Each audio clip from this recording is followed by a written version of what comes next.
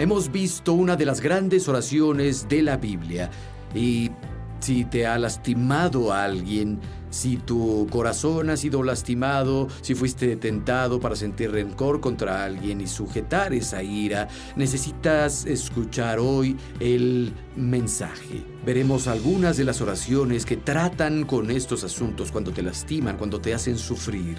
Y pienso que será una bendición para ti.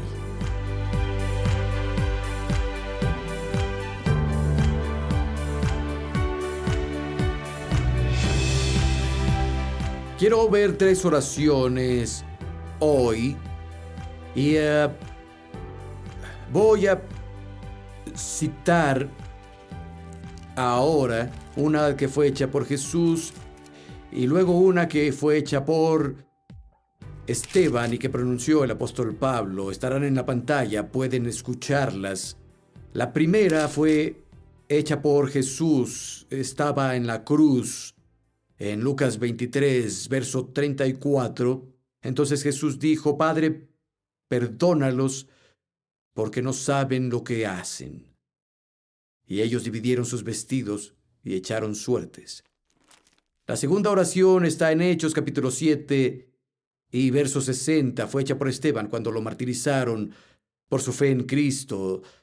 Dice: se arrodilló y clamó en voz alta: Señor, no les cobres este pecado. Y cuando dijo esto, murió. La tercera oración, segunda de Timoteo, capítulo 4, verso 16. Pablo escribe: en mi primera defensa, nadie me apoyó, todos me abandonaron. Que no les sea tomado en cuenta.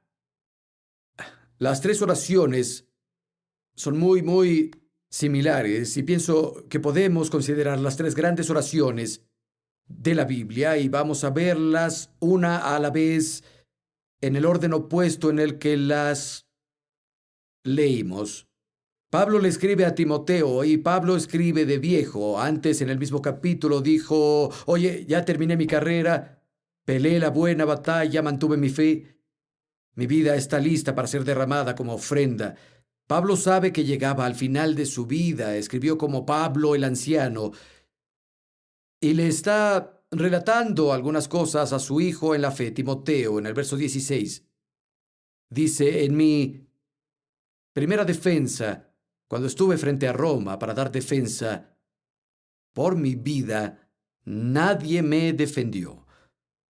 Todos me abandonaron, desertaron de mí. Que no se les tome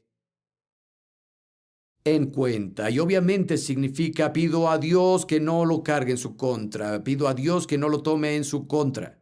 Y aquí Pablo no solo expresa una idea considerada, fue una reiteración de una petición que su corazón le oró a Dios. Cuando estuvo frente a las autoridades romanas para defender su vida, nadie estuvo con él. Todos desertaron y lo abandonaron. Y Pablo está hablando aquí sobre creyentes. Por ellos él arriesgó su propia vida y sufrió tanto para llevarles la verdad del Evangelio. ¿Sabes? Otros que eran compañeros obreros en el Evangelio con él lo abandonaron en su tiempo de necesidad. Quiero que marquen esto. Tal vez volvamos, tal vez no. Vayan conmigo a Hechos 24. Es solo una frase y hay argumentos sobre específicamente cuál es el encarcelamiento del que Pablo hablaba. Pero hay uno aquí, y fue cuando él fue a Jerusalén por guía del Espíritu, y al estar ahí, Santiago era el jefe de la iglesia. Dijo, escucha, hay muchos judíos conversos y ellos dicen que no crecen las leyes de Moisés y que vas en contra de la fe de nuestros padres. Escucha, hay un par de hermanos que hicieron un juramento. Rapa tu cabeza y haz un juramento con ellos y ve al templo para que vean que no estás corrompido y que no estás en contra de la religión judía. Y Pablo dice, sí, haré lo que digas. Hizo todo eso y cuando estaba en el templo hubo un motín y lo toman y hablan de despedazarlo. Las personas gritan diferentes cosas, lo acusan de diferentes cosas y finalmente lo llevan a Cesarea. Es un pueblo costero a 70 kilómetros de Jerusalén, porque le dijeron al oficial romano que había un complot para asesinar a Pablo a manos de los judíos. Varios judíos habían hecho un juramento de que no comerían ni beberían nada hasta matar a Pablo. Así que él lo envía con un montón de soldados romanos a Cesarea y Pablo es arrestado ahí. Félix era su gobernador entonces y los judíos llegan y dan su argumento contra Pablo. Nada pudo sustentarse, todo era falso. Pablo se defiende solo y Félix dice, este chico no ha hecho nada malo. Pero para aplacar a los judíos, Félix deja a Pablo prisionero ahí. Y quiero que vean conmigo un par de versos en Hechos 24, verso 26. Está hablando sobre el gobernador Félix. También Félix esperaba que Pablo le ofreciera dinero para poder liberarlo. Por eso mandó por él con frecuencia y conversaban. Después de 2 años, Porcio Festo sucedió a Félix. Félix quería ganarse a los judíos, dejó preso a Pablo. Pablo estuvo ahí, bajo arresto, acusado falsamente en Cesarea por 2 años. Félix, el gobernador, sabía que Pablo estaba bien conectado con muchas personas en Jerusalén. Sabía que podían recaudar fondos para su fianza. Félix esperaba obtener el dinero para liberar a Pablo. Pablo estuvo ahí por 2 años y ni una persona fue de la iglesia de Jerusalén a testificar o hablar a su favor. Ni una sola ofrenda se pidió para recaudar dinero y pagar su fianza y que fuera liberado. Solo era un viaje de 2 días. Estaba a 70 kilómetros. ¿Dónde estaban todos? Pablo dijo en mi primera defensa, nadie estuvo conmigo. Todos me abandonaron. Y no lo leímos, pero en el siguiente verso, aquí en 2 de Timoteo, dice, pero el Señor estuvo conmigo y me fortaleció. Cuando todos los demás te abandonan, Jesús no te abandona. Es suficiente, es lo que necesitas. Pero Pablo dijo, pido a Dios que no lo tome en cuenta en su contra, que no sea contra ellos, que no se les tome como a deuda. 2 años. Y nadie fue. Hablé con una señora y ella tiene los síntomas de varias conversaciones que he tenido en años. Puedo citar a muchas personas con las que he tenido esa misma conversación, pero esta señora, hablé con ella, estaba muy enfadada con su antigua iglesia y habló sin fin sobre lo terribles que fueron y cómo le habían fallado y le fallaron a su esposo en su tiempo de necesidad. Estaba muy amargada y desde esa vez ella y su esposo no estaban en la iglesia y no estuvieron mucho tiempo. Estaban buscando iglesias, pero muy separadas. Y subió a compartir su historia, su esposo se enfermó y nadie fue a visitarlo. Nadie fue al hospital, nadie llamó y sabía que iban a una iglesia muy grande. Pregunté y no estaban involucrados en un grupo más pequeño, no estaban involucrados en una célula o en un grupo de vida ni nada así, no eran voluntarios en nada, solo atendían. Y de alguna forma, en la iglesia grande, tal vez alguien pensó, vienen a uno de muchos servicios, tal vez no estén en el mismo que nosotros, o no se sientan donde siempre, como sea, nadie los notó, les fallaron, a veces eso pasa. Pero estaba tan enojada, nos fallaron y tomó una brocha con lo que percibía como una falla de la iglesia de no visitar a su esposo cuando estaba en el hospital y pintó todo el cuerpo de Cristo con esta brocha. Ella se amargó, los creyentes, ¿sabes? Fallan, son un montón de hipócritas, todos en la iglesia son unos hipócritas. Amigo, no es así. Pero sé que tal vez hay personas aquí a quienes les han fallado de una u otra forma y sus compañeros creyentes en los que confiaban no estuvieron ahí para ti o lo que sea que haya pasado. Pablo dijo en mi primera defensa, si está hablando de cuando estuvo en Roma, había muchos creyentes en Roma. Hay muchas personas por las que él arriesgó la vida. Piensen en los hermanos ahí en Jerusalén y nadie fue. Pero no hay la menor señal de amargura en Pablo. Lo único que vemos que sale de su boca es perdón. Pido a Dios que no se les tome en cuenta. Que Dios no los acuse de nada. Yo no les guardo rencor y no quiero que Dios se los tome en cuenta.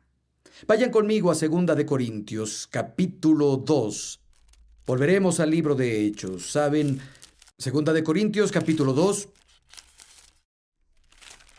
y verso 10. Pablo le escribe, a quienes ustedes perdonen, yo también perdono. De hecho, si había algo que perdonar, lo he perdonado por consideración a ustedes en presencia de Cristo, para que Satanás no se aproveche de nosotros, pues no ignoramos sus artimañas. Si no perdonamos, Satanás se aprovecha de nuestra vida. En lo personal, no quiero que el diablo se aproveche de mi vida. ¿Y ustedes? Pero es que no sabes qué dejaron de hacer por mí. No, no lo sé. Deben pedir Dios que su pecado no sea considerado. Los perdono. Dios, te pido que los perdones y que no se los tomes en cuenta. Pero no estuvieron ahí para mí, no estuvieron para el apóstol Pablo tampoco. No querrás darle al diablo una ventaja en tu vida. Las escrituras dicen en Efesios 4, 26 y 27, la cito de la versión moderna, si estás enojado, no peques sintiendo rencor. No dejes que el sol se ponga estando enojado. Deja pronto tu enojo. Cuando estás enojado, le das pie al diablo. Amigo, la falta de perdón y la amargura le darán acceso al diablo a tu vida como ninguna otra cosa. De hecho, si ves la principal causa que Jesús citó en una oración no contestada, la falta de perdón. Si mis oraciones no tienen respuesta, sería el primer lugar donde buscaría. Tengo resentimiento, he guardado la falta de perdón, tengo amargura hacia otra persona. Estaba hablando con un amigo ayer, Wayne Alcorn, es un pastor en Australia, y Wayne y yo y otros 2 amigos fuimos a un lugar al norte de Australia a acampar y pescar, se llama Weipa, es un lugar en la nada. Y subimos a un bote, entramos más a la nada, y donde pusimos nuestras tiendas había cocodrilos por doquier. En verdad, por doquier. Pusimos una trampa para cangrejos en una especie de arroyo ahí y atrapábamos cangrejos y los cocinábamos al fuego en la noche. Pero casi cada noche nuestra trampa era saboteada por los cocodrilos. Y no podías hacer ondas en el agua porque había cocodrilos. Y pescábamos en la orilla y veíamos a los cocodrilos todo el tiempo. Cuando ibas a revisar la trampa, alguien más se quedaba vigilando a los cocodrilos o podían comerte. Cuando lanzas el bote hay un letrero grande porque alguien fue atacado por un cocodrilo. Decía, no entres al agua cuando lanzas el bote. Estaban en todas partes y vimos unos grandes. En fin, hablé con Wayne ayer y dijo, Bayless, donde estuvimos está en las noticias. Un chico fue atacado por un cocodrilo. Fui a ver las noticias y un chico estaba pescando justo en la orilla donde estuvimos y un cocodrilo lo atrapó, era de 295 kilos, lo atrapó, lo tomó por las piernas y se aferró a una raíz de mangle. Y la historia es interesante porque es un chico de campo, se notaba por la forma en que respondió en la entrevista, sobrevivió, pero se sostuvo esa raíz de mangle por 30 minutos. mientras el cocodrilo le jalaba las piernas y giraba intentando llevarlo al agua y, bueno, lo lastimó mucho. Después de 30 minutos alguien oyó sus gritos, un amigo vino, lo sacó de las quijadas del cocodrilo y lo salvó. Pero ¿sabes? Cuando no perdonas, permites que la serpiente clave sus colmillos en ti y quiere arrastrarte y ahogar tu espíritu. Y hay algunos que se aferran a la raíz del mangle. La única forma de salir de las quijadas que intentan hundirte es perdonar. Tienes que soltarlas. Tienes que perdonar. Es una de las grandes oraciones de la Biblia. Pablo tenía roto el corazón, sin duda. Lo abandonaron las personas que amaba y en quienes confiaba. Personas que creyó que lo apoyarían en su hora de necesidad no estuvieron. Pero pidió a Dios que los perdonara. Y vamos a Hechos capítulo 6. Vayan conmigo, por favor. Vamos a ver la segunda oración, la que Esteban pronunció. Pero quiero darles un poco de historia de Esteban. Hechos capítulo 6. Verso 5. Están eligiendo a personas que sirvan comida en la iglesia. Dice, esta propuesta agradó a la asamblea. Escogieron a Esteban, hombre lleno de fe y del Espíritu Santo. Este es el verso 5. Vamos al verso 8. Esteban, lleno de fe y poder, hacía grandes prodigios y señales entre el pueblo. Con él discutieron ciertos individuos de la sinagoga llamada los libertos, gente de Cirene, de Alejandría, de Sicilia y de Asia. Discutían con Esteban. Como no podían hacer frente a la sabiduría ni al espíritu con el que hablaba, instigaron a unos hombres a decir, lo hemos oído blasfemar contra Moisés y contra Dios. Agitaron al pueblo, a los ancianos, a los escribas, se apoderaron de Esteban y lo llevaron ante el consejo. Presentaron testigos falsos que dijeron, este hombre no deja de hablar contra este lugar santo y contra la ley. Le oímos decir que ese Jesús de Nazaret destruirá este lugar y cambiará las tradiciones que nos dejó Moisés. Todos los que estaban en el consejo fijaron la mirada en Esteban y vieron su rostro, parecido al de un ángel. Ahora, vean lo que esos chicos hicieron. Están poniendo a testigos falsos, sin duda sobornaron a personas para mentir en contra de Esteban. Y es llevado ante el sumo sacerdote y puede decir su parte. Y Esteban le cuenta la historia al pueblo de Israel y concluye con estas palabras en el capítulo 7, verso 51. Dice, son unos tercos, duros de corazón y sordos, siempre resisten al Espíritu Santo, como sus padres antes de ustedes. ¿A cuál de los profetas no persiguieron sus antepasados? Mataron a los que predijeron la venida del justo y ustedes ahora a éste lo han traicionado y asesinado. Recibieron la ley por medio de ángeles y no la han obedecido. Cuando oyeron esto les cortó el corazón y rechinaron los dientes de ira contra él. Pero Esteban, lleno del Espíritu Santo, fijó la mirada en el cielo y vio la gloria de Dios y a Jesús de pie a la derecha de Dios. Dijo, veo el cielo abierto y al Hijo del Hombre a la derecha de Dios. Ellos gritaron a voz en cuello, se taparon los oídos y todos se abalanzaron sobre él. Lo sacaron fuera de la ciudad y lo apedrearon. Los acusadores le encargaron sus mantos a un joven llamado Saulo. Mientras lo apedreaban, oraban a Dios, Señor Jesús, recibe mi espíritu. Luego cayó de rodillas y gritó, Señor, no les tomes en cuenta este pecado. Cuando dijo esto, murió. Impresionante. Ellos mintieron sobre él, obligaron a otros a mentir sobre él, crujieron los dientes contra él, signifique lo que signifique. Ese hombre cuya cara brillaba como un ángel, hablaba como un ángel, y ellos no lo aceptaron. Se taparon los oídos y levantaron sus voces y clamaron, intentando acallar sus conciencias, intentando ahogar la verdad, intentando ahogar su razón. Y se encontraron con el hombre que tenía gloria celestial en su cara, aunque sus corazones fueron cortados con la verdad. Al final la rechazaron, no escucharon.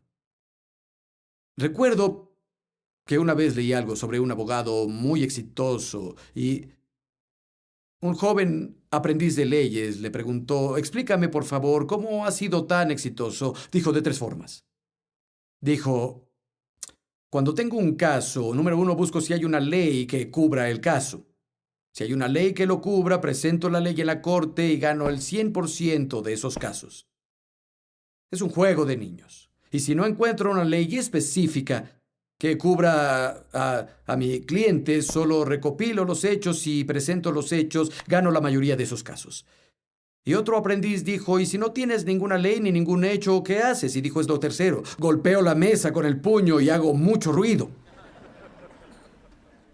Descubrirás que las personas en un argumento en general, quien levanta la voz hasta el máximo, tiene menos para sustanciar su posición. Esos chicos gritaron fuerte porque sabían que lo que él decía era verdad. ¿Saben? Esteban estaba lleno del Espíritu Santo cuando murió.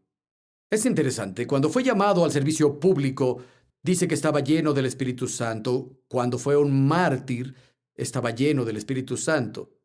El Espíritu Santo te ayudará a morir bien, amigo. Te ayudará a vivir bien y te ayudará a morir bien. De hecho, en Hechos 1:8, cuando Jesús le dijo a los discípulos: no dejen Jerusalén hasta que reciban el don del Padre, y dijo: necesitan recibir al Espíritu Santo. Recibirán el poder cuando el Espíritu Santo venga sobre ustedes. Serán mis testigos en Jerusalén, Judea, Samaria y hasta el fin de la tierra. ¿Cuántos lo saben? Reciban el poder del Espíritu Santo para ser mis testigos. La palabra griega para testigos es igual a la palabra traducida por mártir en el Nuevo Testamento. No solo se trata de ser testigos de Cristo y del poder del Espíritu Santo en vida. Si es necesario, el Espíritu Santo nos dará poder para morir. Y yo al menos quisiera tener ese poder cuando llegue mi tiempo. Gracias a Dios por el Espíritu Santo. Esperen. Piensen en esto. El ministerio de Esteban estaba comenzando. Oímos que hacía señales y maravillas entre las personas. Milagros pasaban, Dios lo usaba. Si lees el capítulo, es uno de los más sorprendentes comunicadores en todo el Nuevo Testamento. Está lleno de Dios. Es sorprendente cuando habla. La iglesia lo ama. Ha sido postulado por la iglesia como un hombre lleno de sabiduría y del Espíritu. Sus dones acaban de ser reconocidos y se los robaron esos mentirosos y homicidas. Imaginen lo que pudo hacer. Estaba lleno del Espíritu Santo, pero ellos del diablo. Y algunos orarían: Señor, nunca perdones lo que me hicieron. Échalos al infierno. Que el humo de su tormento se eleve para siempre y siempre, como dice el libro de Apocalipsis. Pero Esteban no. Dijo: Dios, perdónalos. Impresionante, ¿verdad? No los cargues con este pecado. Ellos acaban de mentir, de sobornar a personas que mientan sobre él. Le quitaron su ministerio y su vida también. Se negaron a escuchar la verdad y él oraba: Dios, perdónalos. ¡Wow! Es impresionante.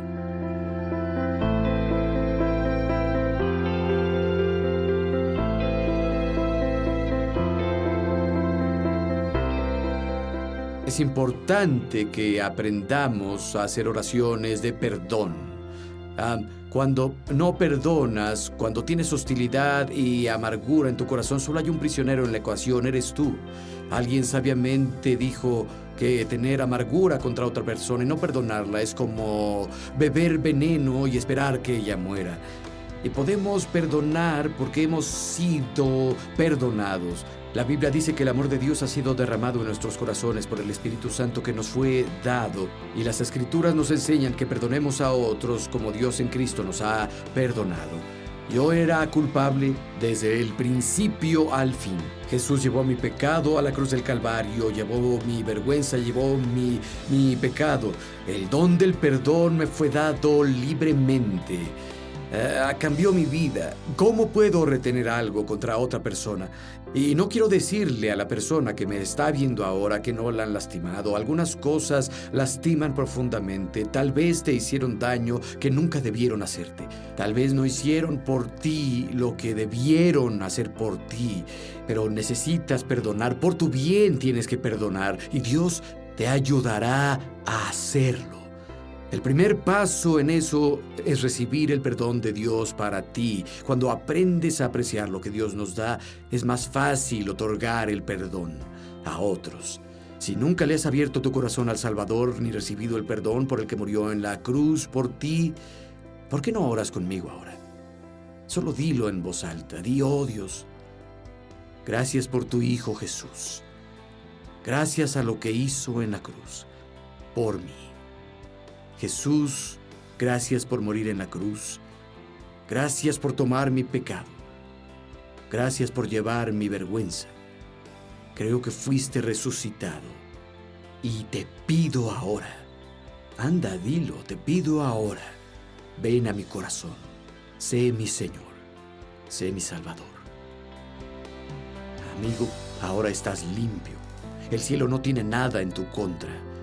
Necesitas orar y perdonar a los que te han hecho daño. Es el siguiente paso que hay que dar y tendrás una impresionante libertad que vendrá a tu vida. Hay un Dios en el cielo que conoce tu nombre y te ama profundamente. Nunca, nunca lo olvides. Bendiciones. Dios, ¿estás ahí? ¿Siquiera me escuchas? He estado orando y orando y no tengo respuestas. Dios, ¿por qué no contestas mis oraciones? ¿Estoy orando bien? ¿Por qué?